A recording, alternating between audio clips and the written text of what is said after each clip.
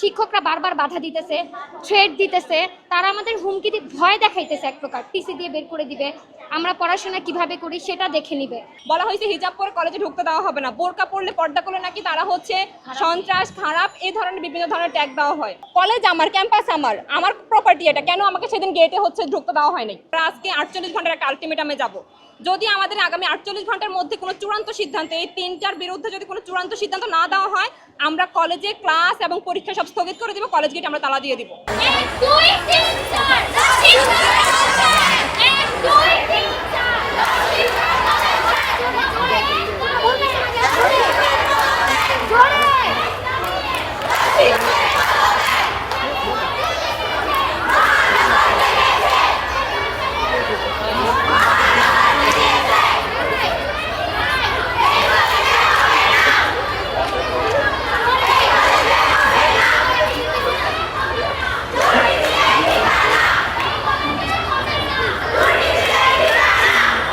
College ডেভেলপমেন্টের দাবি ছিল, কিন্তু আজকে আমাদের মেন 3 দফা দাবি। সেটা হচ্ছে আমাদের বৈষম্য বিরোধী ছাত্র আন্দোলনের দিন 4 তারিখ মানে 4 আগস্ট হচ্ছে আমাদের গেট খুলে দেওয়া হয়নি। আমাদের অনেক মেয়ে হচ্ছে স্পটে ছিল, আন্দোলনরত অবস্থা ছিল, তাদের সেফটির জন্য হচ্ছে গেটটা বারবার খুলতে বলা হয়েছিল, কিন্তু ওরা খুলে দেয় নাই।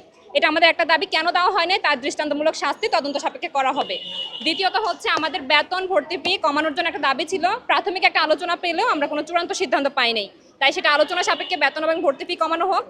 এবং গত হচ্ছে 2রা সেপ্টেম্বর আমাদের প্রায় অনেকজন স্টুডেন্ট হচ্ছে আমাদের কয়েকজন শিক্ষার্থীর উপর হচ্ছে অ্যাটাক করা হয় এবং সেখানে হচ্ছে খুব বাজেভাবে আমাদেরকে হেনস্থা করা হয়।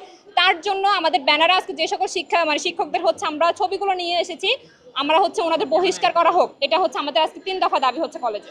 বিস্তারিত হচ্ছে 4 আগস্ট যখন হচ্ছে আন্দোলন হয়, তখন আমাদের এখানে সরওয়ার্দী কবি নজরুল জগন্নাথ ইউনিভার্সিটি প্রায় অনেকেই আসছিল, স্পটে ছিল, কিন্তু সেদিন হচ্ছে বারবার বলা হচ্ছিল যে একটু গেটটা খুলে দেন, আমরা মহানগরের স্টুডেন্ট, বা আমরা মহানগর না হলেও স্টুডেন্টদের সেফটি দেওয়ার দায়িত্ব মহানগরের ছিল, কিন্তু কেন দেওয়া হয় নাই? কলেজ আমার, ক্যাম্পাস আমার প্রপার্টি, এটা কেন আমাকে সেদিন গেটে হচ্ছে ঢুকতে দেওয়া হয় নাই? এটা তদন্ত সাপেক্ষে দৃষ্টান্তমূলক শাস্তি হবে।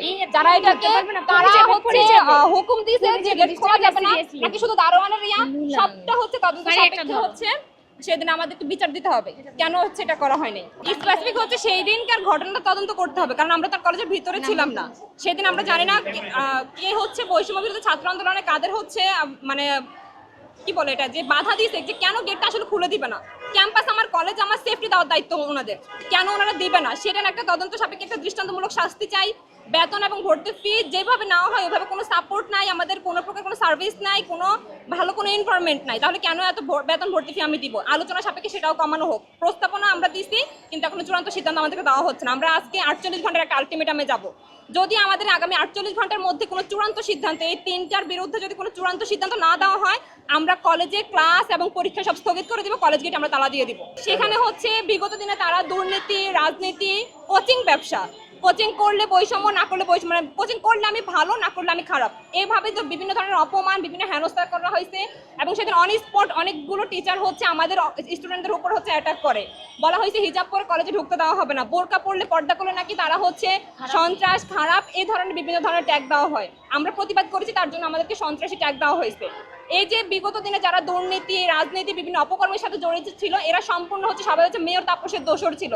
মেয়র তাপসের সাথে থেকে বিভিন্ন দালালি করছে, কলেজে লুটপাট থেকে শুরু করে অনেক কিছু করা হয়েছে। আমাদের সাবেক প্রিন্সিপাল ছিলেন ব্রিগেডিয়ার মনিরুল ইসলাম স্যার, উনি যাওয়ার সময় কলেজের স্টুডেন্টদের জন্য বৃত্তি স্বরূপ 10 লাখ টাকা প্রদান করা হয়, সেই 10 লাখ টাকা কলেজ থেকে লুটপাট করা হয়েছে।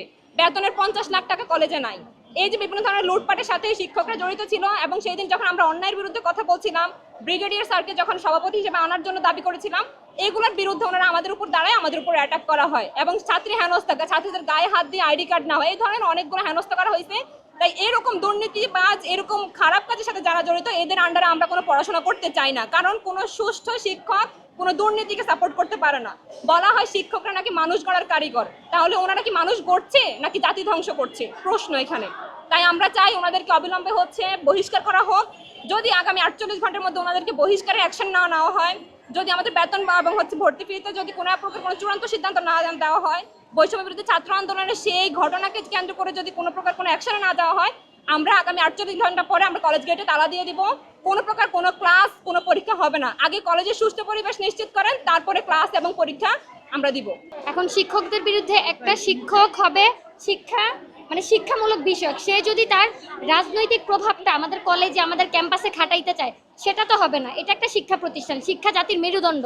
সেই শিক্ষকদের অবস্থা যদি হয় হেনস্থাকারী, তারা যদি তাদের রাজনৈতিক প্রভাব বিস্তার করতে চায়, তাহলে সেটা কখনোই আমরা প্রশ্রয় দিব না, কারণ এটা আমাদের শিক্ষা প্রতিষ্ঠান, এখানে আগে শিক্ষা নিশ্চয়তা দিতে হবে।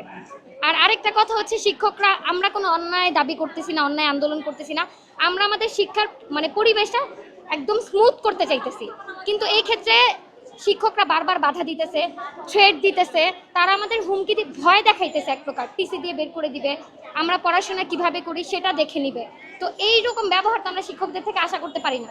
শিক্ষকরা হচ্ছে বাবা মার সমান, আমরা কোনো ভুল করলে তারা আমাদেরকে বোঝাবে, তারা আমাদেরকে শুধরায় নেবে। কিন্তু তারা যদি আমাদের গায়ে হাত দেয়, তারা যদি আমাদেরকে আক্রমণ করে, তাহলে একটা ছাত্রী হিসেবে আমাদের ভূমিকা কি থাকবে?